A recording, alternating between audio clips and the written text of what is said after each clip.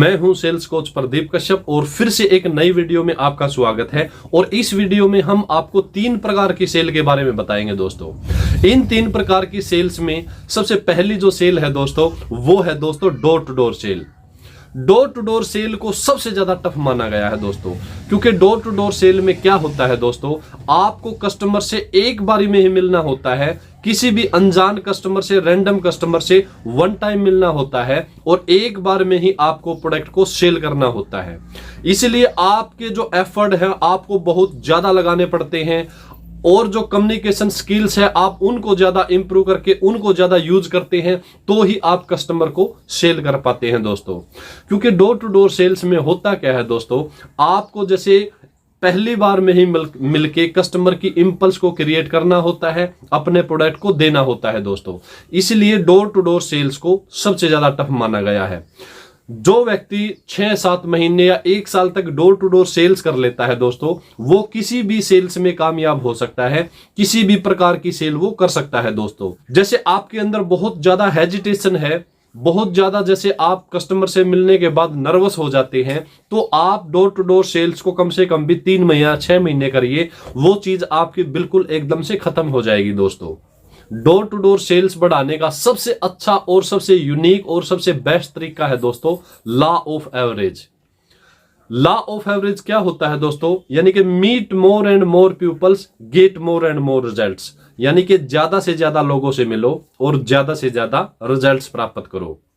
क्योंकि दोस्तों आपको रैंडम कस्टमर से मिलना होता है और आपको बिल्कुल नए नए लोगों से मिलना होता है, इसलिए जितने ज्यादा लोगों से आप मिल पाएंगे, जितने ज्यादा कस्टमर से आप मीटिंग कर पाएंगे, उतने ही ज्यादा आप सेल कर पाएंगे और उतनी ही आपकी अर्निंग होगी दोस्तों ज्यादा। इसलिए डोर टू डोर सेल्स को सबसे ज्यादा टफ माना गया है। और डोर टू डोर सेल्स में वैसे बहुत सारी दिक्कतें, बहुत सारी प्रॉब्लम भी आती हैं।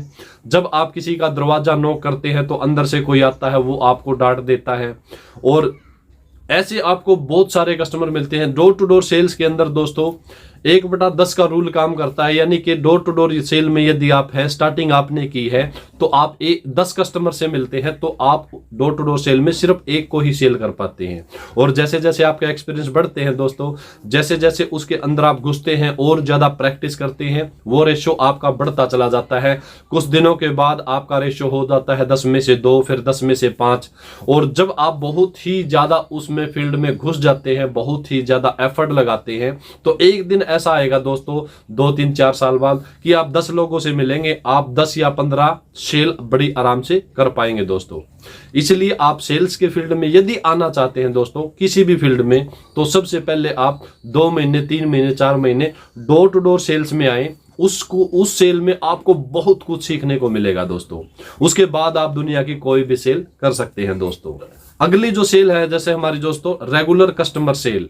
रेगुलर कस्टमर सेल में क्या होता है दोस्तों, जैसे आप किसी कंपनी के सेल्समैन हैं और आप कोई प्रोडक्ट रेगुलर सेल करते हैं, जैसे कि कूलर, फ्रिज, वॉशिंग मशीन, या फिर किसी कुरकुरे की कंपनी में है, किसी कोई भी प्रोडक्ट आप सेल करते हैं, जैसे आप किसी कंपनी के सेल्समैन हैं, जैसे आपको शॉपकीपर, आपके दुकानदार होते हैं, आपके डीलर होते हैं, दुकानदारों के पास आपको जाना पड़ता है और उन दुकानदारों को आपको प्रोडक्ट सेल करना पड़ता है। तो उस सेल में क्या होता है दोस्तों, आप पहली विजिट करते हैं, दूसरी विजिट करते हैं, 3 बार विजिट करते हैं, 4 बार विजिट करते हैं। उसके बाद आपकी धीरे धीरे उस कस्टमर के साथ, उस शॉपकीपर के साथ रिलेशन क्रिएट होने शुरू हो जाते हैं। और जब रिलेशन क्रिएट होते हैं तो आपका वो कस्टमर बनता है, और जब वो कस्टमर आपके प्रोडक्ट को खरीद लेता है या आपको ऑर्डर कर देता है, उसके बाद वो रेगुलर कस्टमर आपका बन जाता है। और फिर आपको रेगुलर प्रोडक्ट आप उसको देते हैं, आप उसको 1 साल 2 साल 5 साल 20 साल लगातार प्रोडक्ट उसको देते हैं दोस्तों।